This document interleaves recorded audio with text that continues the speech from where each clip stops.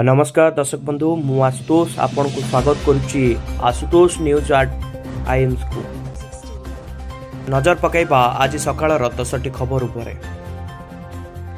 आसंता काली देश पालिब 76तम साधारणतंत्र दिवस।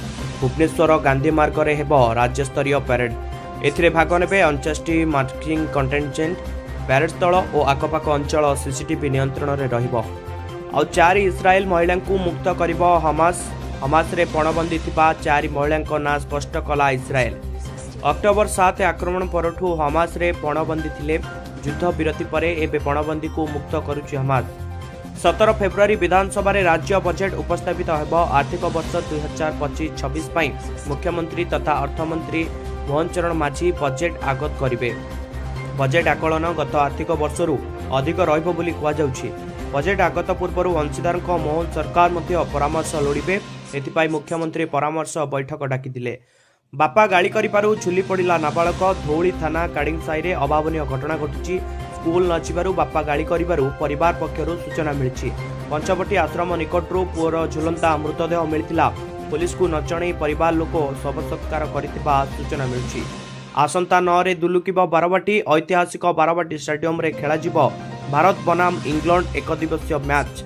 Bharat England दिनिकिया match रो online ticket 2 रु 5-6 तारीख जाए काउंटर रे टिकेट बिक्री करा जिवो। शुक्रवार वाकफ संशोधन बिल उपरे संसदीय कमिटी बैठक रे प्रबल हट्टगोल होइतिला।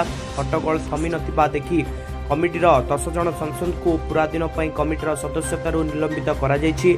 बैठक पूर्व विरोधी सदस्य माने दाबी करथिले जे ड्राफ्ट आईन ने प्रस्तावित परिवर्तन गुडी को अध्ययन करबा पई सेमानकु पर्याप्त समय दिया जाउ नहीं। राज्यपाल को भेटिले ओडिया सिनेमा रंगसुअर अभिनेता और क्रूर।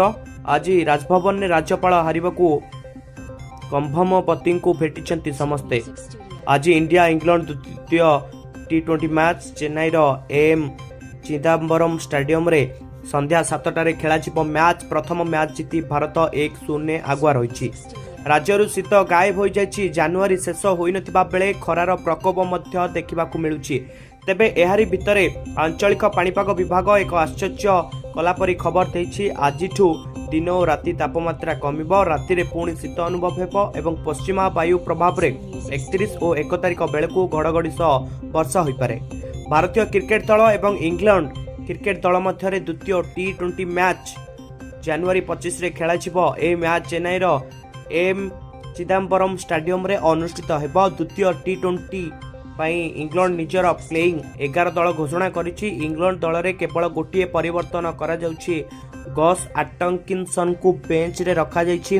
तांको स्थान रे द्रुत बोलिंग ऑलराउंडर ब्राइडन क्रैश को दल रे शामिल करा जाइछि। आज पे बुलेटिन एतिकी रहिली। नमस्कार।